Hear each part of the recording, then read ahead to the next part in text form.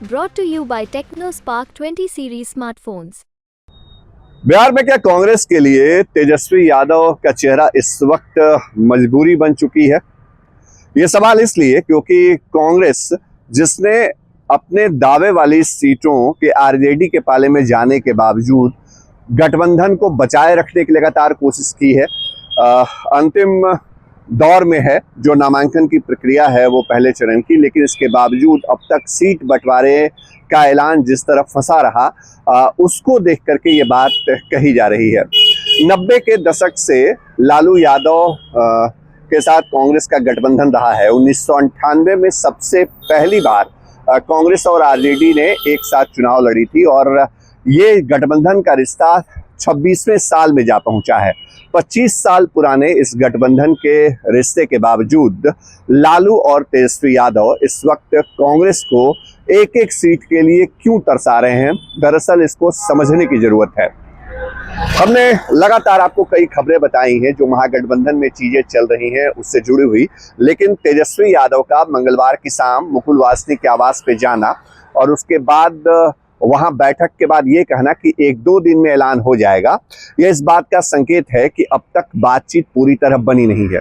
जो जानकार बताते हैं उसके मुताबिक 7 सीटों पे सहमति जो है वो बन चुकी है। मतलब 7 सीटें ऐसी हैं जो आरजेडी को की तरफ से कांग्रेस को ऑफर की जा रही हैं। उन सीटों पर कोई जिच नहीं है, लेकिन सबसे बड़ी परेशानी पूर्णिया की सीट पर है। पूर्णिया सीट पर उम्मीदवारी के कमिटमेंट के बाद ही जो पप्पू यादव हैं उन्होंने अपनी पार्टी का विलय किया था कांग्रेस में। प्रियंका गांधी के बारे में कहा जाता है कि प्रियंका गांधी और राहुल गांधी ने ये कमिटमेंट किया था पप्पू यादव के लिए, लेकिन उसके बावजूद जो पूर्णिया की सीट है उस पर आरजेडी का दावा बना हुआ है।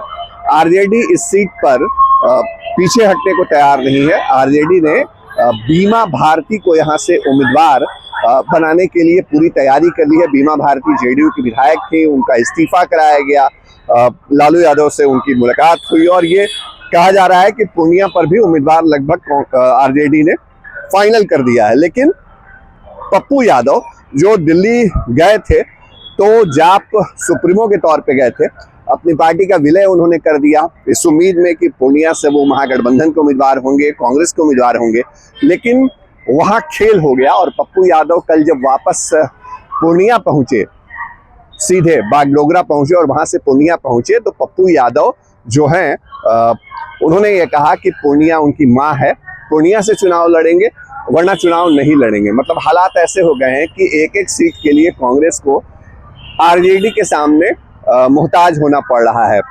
क्यों ये वजह है, इसको भी समझने की जरूरत है और यही समझाने के लिए आज हम आपके साथ जुड़े हैं।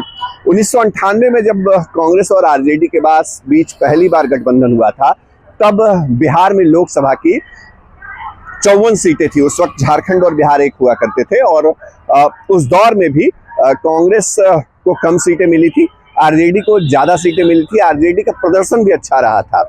उसके बाद लगातार चुनाव दर चुनाव जो है वो गठबंधन होते रहे। आरजेडी धीरे धीरे ज्यादा सीटों पर लड़ती गई और कांग्रेस धीरे धीरे उसकी सीटें कम होती गई। कम सीटें उसे लड़ने के लिए मिली और उन्हीं कम सीटों में से उनका प्रदर्शन भी धीरे धीरे नीचे जाता रहा। इस सब के बावजूद 2005 के जो पहले चुनाव हुए थे, फरवरी में 2005 में 2 चुनाव हुए थे, तो पहले चुनाव में कांग्रेस ने अकेले साहस किया लालू यादव से अलग जाकर के कि वो उतरे मैदान में, और नतीजा ये हुआ कि कांग्रेस का प्रदर्शन बहुत खराब हो गया। 2005 के ही नवंबर में दूसरी बार चुनाव हुआ और उस वक्त फिर उन्होंने गठबंधन किया कांग्रेस के साथ और जो नतीजे थे वो ऐसे थे कि बिहार में एनडीए की सरकार बन गई। राष्ट्रपति शासन के बाद का दौर था। आरजेडी का प्रदर्शन भी गिरा और कांग्रेस की भी स्थिति और पतली हो गई। आरजेडी के साथ जब से कांग्रेस गई उसके वोट फीसदी में गिरावट देखने को मिली, उसके सीटों की संख्या कम होती गई। 2009 के चुनाव में जो लोकसभा का चुनाव हुआ उसमें कांग्रेस ने अकेले मैदान में उतरने का फैसला किया, लेकिन वहां भी प्रदर्शन बहुत अच्छा नहीं रहा। तो जब जब कांग्रेस ने कोशिश की कि वो आरजेडी के औरा से बाहर निकल के चुनाव लड़े, वो उसमें सफल नहीं हुई है, ये हकीकत है। और यही वजह रही कि लोकल लीडरशिप जो है वो धीरे धीरे कमजोर होती गई कांग्रेस के अंदर। और जानकार ये कहते हैं कि कांग्रेस का जो स्थानीय नेतृत्व था वो लालू प्रसाद यादव के ही साथ राजनीति करने में कहीं ना कहीं सहज होता गया और उससे आगे वो बढ़ नहीं पाया। 2015 के जो चुनाव हुए उस वक्त कांग्रेस का प्रदर्शन इस पूरे दौरान सबसे बेहतरीन रहा। उस वक्त कांग्रेस जो है वो नीतीश कुमार के साथ और आरजेडी के साथ गठबंधन में थी और कांग्रेस ने 40 सीटों पर चुनाव लड़े थे। 27 उनके जो विधायक हैं वो जीत के आए थे 2015 में।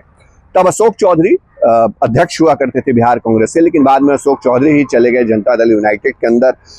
2020 के चुनाव में कांग्रेस ने 70 सीटों पर चुनाव लड़ा और नतीजा ये रहा कि जो 19 विधायक हैं वो कांग्रेस की जीत करके आए। ये जो प्रदर्शन है कांग्रेस का वो बताता है कि बिहार में कांग्रेस के लिए लालू यादव, तेजस्वी यादव, पहले लालू यादव और अब उनके बेटे तेजस्वी यादव या आरजेडी, ये जरूरी नहीं है, मजबूरी बन चुके हैं। और शायद यही वजह है कि एक एक सीट पर इस वक्त आरजेडी कांग्रेस को बैकफुट पे धकेल रही है। और ये इस तरह से समझा जा सकता है कि राहुल गांधी और प्रियंका गांधी ने जिस सीट के लिए कमिटमेंट कर दिया उस सीट को भी कांग्रेस को लेने में दिक्कत हो रही है आरजेडी से। और दूसरी तरफ बड़े चेहरे, निखिल कुमार जैसे चेहरे जिनकी औरंगाबाद सीट आरजेडी ने ले ली, पहले चरण में वहां चुनाव है। इसके अलावा आप देखिए नवादा सीट पर दावा था, वो सीट भी आरजेडी ने वहां से उम्मीदवार मैदान में दे दिया। कई सीटें हैं जिन पर यही कहानी दोहराई गई, लेकिन फिलहाल जो अंतिम तस्वीर है वो सामने क्या आती है ये देखना बेहद दिलचस्प होगा। क्या चुनाव के घोषणा के बाद पहले चरण के नामांकन के ठीक पहले जिस गठबंधन में सीट शेयरिंग का फॉर्मूले का ऐलान हो, उसके लिए जो चुनावी पिच है वो बहुत आरामदायक होगी, ये सवाल भी बना हुआ है। सहयोग कैमरा पर्सन नदीम आलम के साथ शशि भूषण, बिहार तक, पटना।